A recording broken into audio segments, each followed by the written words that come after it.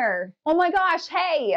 What's up, friend? This week, I'm going to share with you how to have an awesome end of year celebration. Cue the confetti. Woohoo! Yeah, we made it! Yeah!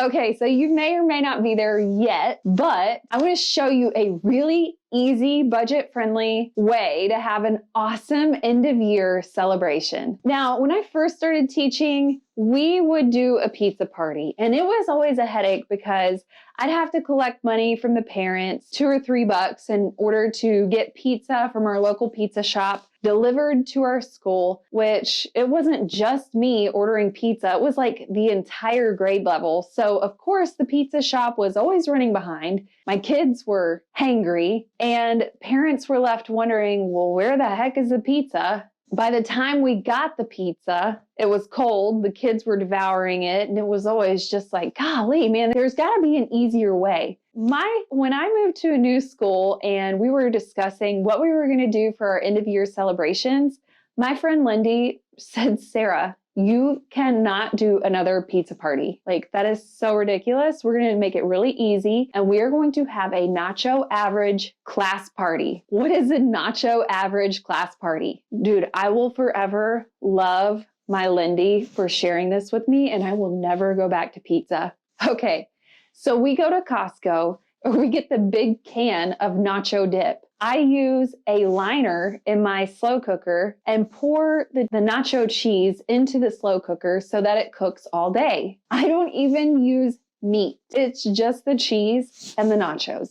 And you know, Costco has those big, bulky thing of nachos that are like larger than my torso. That's the bag of nachos that I get. I just get some cheap plates from Costco and a few toppings like salsa, guacamole, sour cream, and that's it. It's just like a little nacho bar. And honestly, I could ask parents to donate if they wanted to, but if they don't, like, no big deal. I'm okay with spending a little bit of money for a simple, easy nacho party without having to wait on the local pizza shop to get my pizza ready.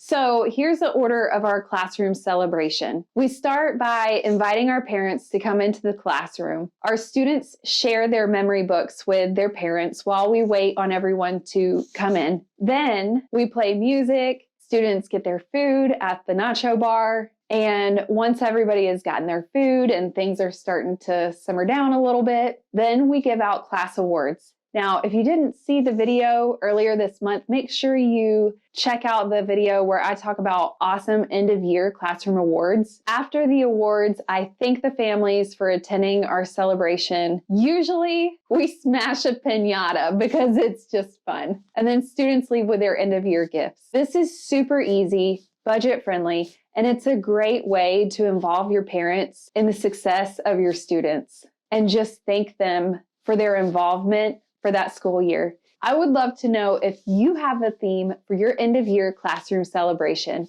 Comment below and tell me if you do. Hey, does a Nacho Average party sound awesome to you? If so, hit that thumbs up. For more teaching ideas and tips, make sure you subscribe to Simply STEAM.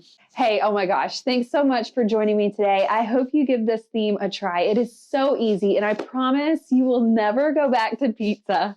You'll be so glad that you tried this, seriously. Hey, I'll see you next week.